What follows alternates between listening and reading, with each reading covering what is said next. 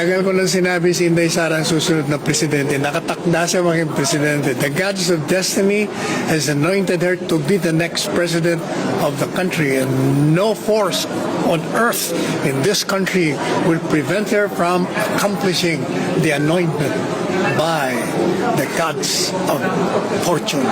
Okay, tatlong enerhiya na makikita natin sa ating tarot card o baraha. Okay, here we go. This is the 3 cards. Ano ang nangingibabaw na enerhiya na mataas sa ating kalagayan ng bansa?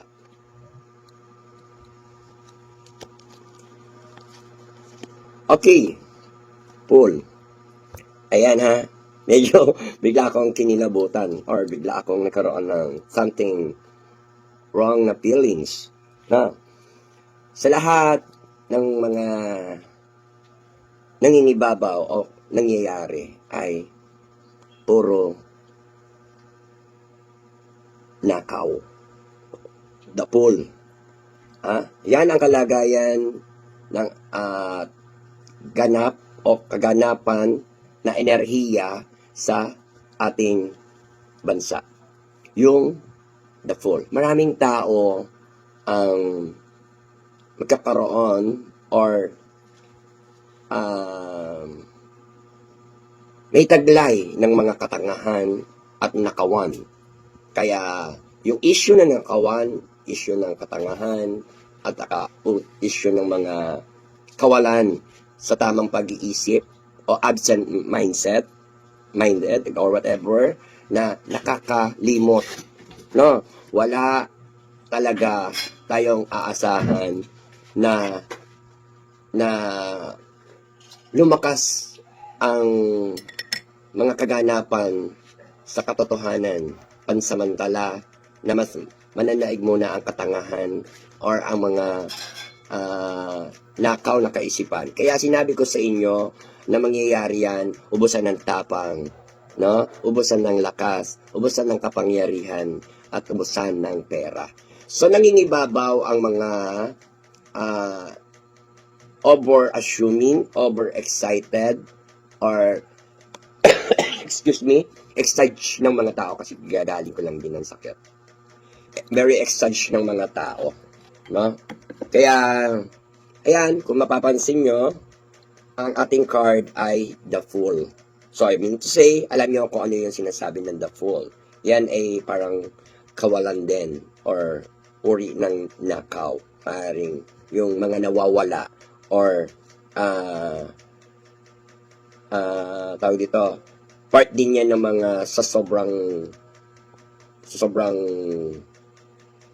pagkawala sa sarili or pagkawalan ng mga bagay, mga uri, mga pagnanakaw rin, no? Kaya sinabi dito ay uso yung nakawan, no? Mangingibabaw yung mga part and issue ng mga nakawan, no? Nakawan ng pag-iisip, nakawan ng mga strategy, at nakawan ng mga any nakaw. Alright, and the higher energy next is yung mga millionaires, and financial. Pera pa rin ang pinagkakaguluhan, no? Yan pa rin ang pinagkakaguluhan about the pera or issue ngayon nagaganap. And then see silent moves, no? Love and care at ligawan na maaaring magandang ligawan or pangit na ligawan, or ibig sabihin mga any kind of proposal or pagpo-propose or paghihingi or pabor. Kaya marami itong card na to ay nagsasalarawan ng tungkol sa pera, sa kaisipan ng mga tao dahil sa katangahan or the Fool, and the Ace of Cups, and then ligawan or tinatawag natin na proposal at pagpapakita ng pagmamahal sa isang minamahal nating bansa. Ang bansang Pilipinas na ating mahal, naway wag mawala dahil nanganganib. So makatuwid, Yan ay mangingibabaw yung mga issue na yan tungkol sa mga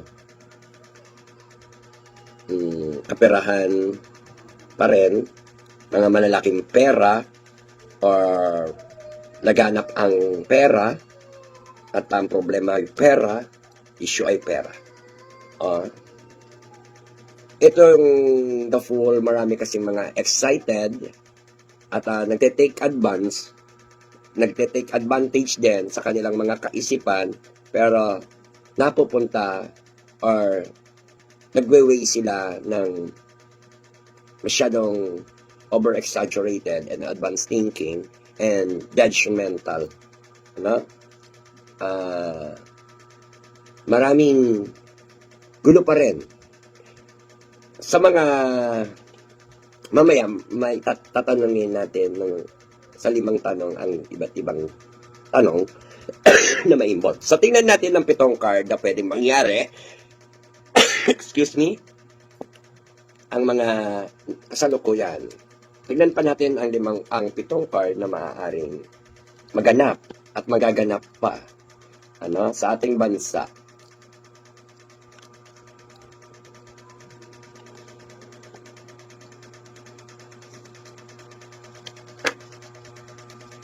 Ayan.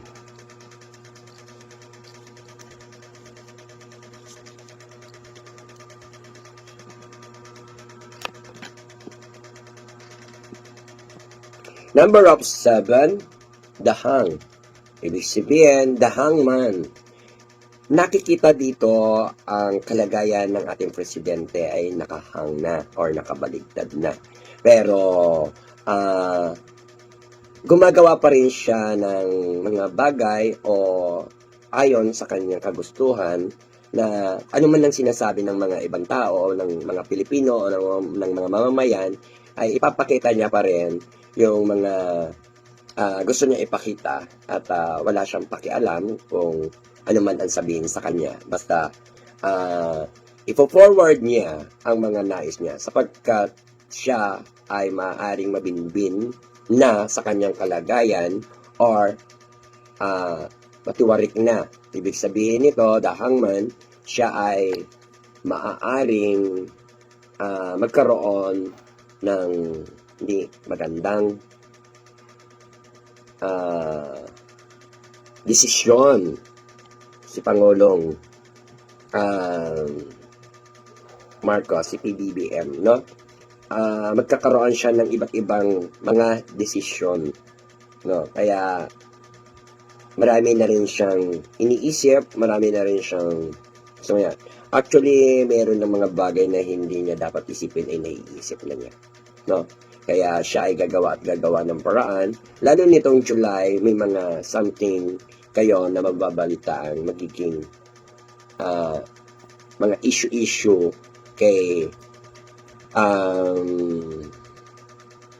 President Bongbong Marcos dahil siya pa rin ang bida sa kanyang mga kaganapan ng kanyang admin, no? At saka the world, ayan, maglalabasan ng iba't ibang ugali ng mga baguhan at saka ng mga galing sa iba't ibang lugar. At saka isang babae ang maaaring magkaroon ng hindi magandang kalagayan. At sinasabi rito kasi na si BP Sara Duterte, na ating President BP Sara Duterte, ay maaari siyang magkaroon ng 50-50. Isang 50 na nasa negative, na pipilitin siya or mapilit siya na hanapan ng butas para makulong o mapadali. Like for example, yun kay Senate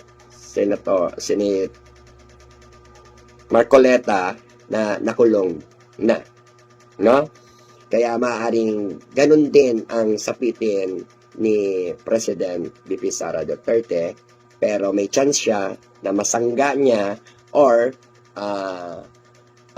malampasan niya tong pagsubok na to because this is a challenge. Kasi tinatawag dito parang meron siyang haharaping malaking problema na may reward, no? Reward from universe and reward from God, reward from positive energy, no? Dahil ang mga taong nakapaligid kay President BP Sara Duterte ay mga kalaban, no?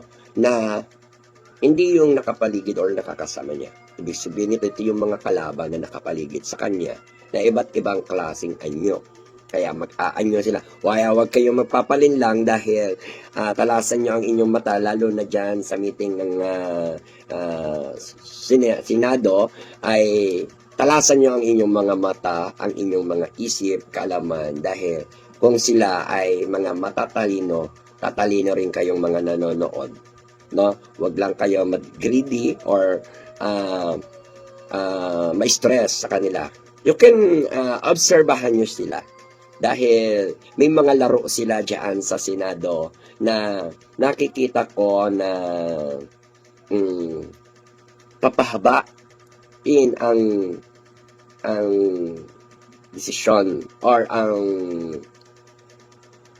impeachment na magaganap ay parang papahabain pa or mambibigla sila sa gagawin nila na plano or kagustuhan kay President BP Sara Duterte. Kaya mag-ingat po, President BP Sara Duterte, then lahat ng mga tao na bumoto sa kanya ng 32 million plus ay pag-pray natin si President BP Sara Duterte kasi meron siyang laban na ikakapanalo niya at ikapapanalo ng taong bayan at contribution niya sa ating bansang Pilipinas. Alright? Kasi lawak ng mga ektarya at ng mga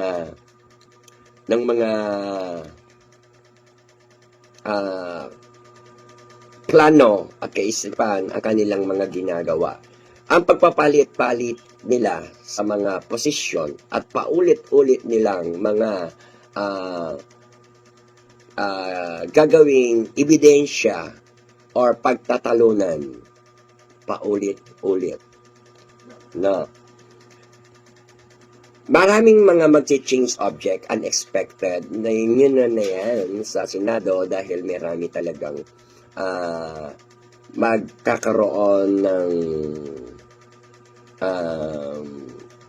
kasamang kaguluhan ang katotohanan na inilalahad ng mga matitino senador dyan sa Senado.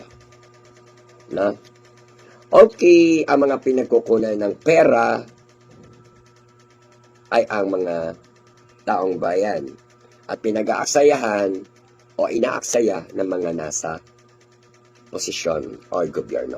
Kumbaga parang ito na yung hearing na pagsasayang lamang ng oras at saka argumentuhan nila at propaganda at paglilitis. So, hahaba at hahaba pa rin. At dito nga, habang merong bayaran at merong mga dealing at merong mga pagkukunan ng pangkabuhayan nila or bayad sa kanilang mga serbisyo sa publiko, ay pera pa rin ang umiiral. Ngunit, napagpailalim ang pagkakataon sa sumpa ng mga Marcos. Alright, hirap o may hirapan ng tuloy-tuloy ang mga nagtatanggol sa ating President BP Sara Duterte. Ngunit, napagtatagumpayan sa pamamagitan ng tiyaga at pagpapatotoo sa taong bayan ang nakikita or ng mga katatagan ng mga lumalaban na partido ni President BP Sara Duterte sa impeachment case niya or sa impeachment na kaso. King of Swords. Ito yung masamang balita dahil sa Constitution ba yun kung tawag? Or whatever na mangyayari yung long term kapag hindi napalitan si President Bongbong Marcos. Dahil extend and 1-year delay doon sa mga desisyon nila. Nakakagulo, nakakalungkot, nakakapanghina ng loob. Alam ko yan ang nararamdaman nyo at nagigreedy kayo na asar. Ngunit huwag tayong mag-alala dahil hindi man yan o manalo man sila sa laban ng tao, ang mga masasama, meron din laban ang Diyos. Labanan ng Diyos ang iiral para sa kaayusan at kaligtasan ng bansang Pilipinas. Marami pa rin tao ang mag-o-offer ng mga opportunities pero ang mga kayamanan ng bansang Pilipinas o pinagkukunan or tinatawag natin na investment ay manmanan yun na kasi maaring unti-unti nang nawawala. Nasabi ko na yan doon sa aking mga vlog nung una dahil yan na yun nangyayari ngayon. Nangyayari na. Kaya pray lang tayo na naging matagumpay ang katotohanan kesa sa kasamaan. Kaya mag-ingat tayo mga kabertudes at manatiling malakas, magpalakas kayo at saan man kayo naroroon, kasama kayo sa aking mga panalangin at dalangin ko ang inyong mga kagalingan at kaayusan sa inyong pamumuhay or lifestyle at dalangin ko ang inyong kaswertihan, magkaroon kayo ng maraming siksik-liglig umaapaw na swerte at blessing sa inyo. Mga minamahal kong mga kababayan, nakikita po ninyo yung pattern sa mga nagdaang araw. Mas uunahin po nila yung tao na nagmamalasakit sa inyo para palitawin natin ang katotohanan. Ngunit yung taong nasa likod ng lahat ng kasalanan ito ng pagnanakaw, hanggang ngayon ay wala pa po silang ginagawang pag-uusig. Meron na pong isang demanda kay Martin Romualdez na nakabinbin pa April 2026. Yung isa na inakusahan na dating kalihim ng DPWH ay kanilang kinasangkapan upang siya din ay maging state witness. At siya yata ang gumawa ng paraan para ma-discharge siya sa kanyang naunang asunto. So makikita po ninyo, wala na po tayong kakampi. Ang kasalanan ko lamang po yung paglingkuran kayo kung kasalanan pong matatawag yan.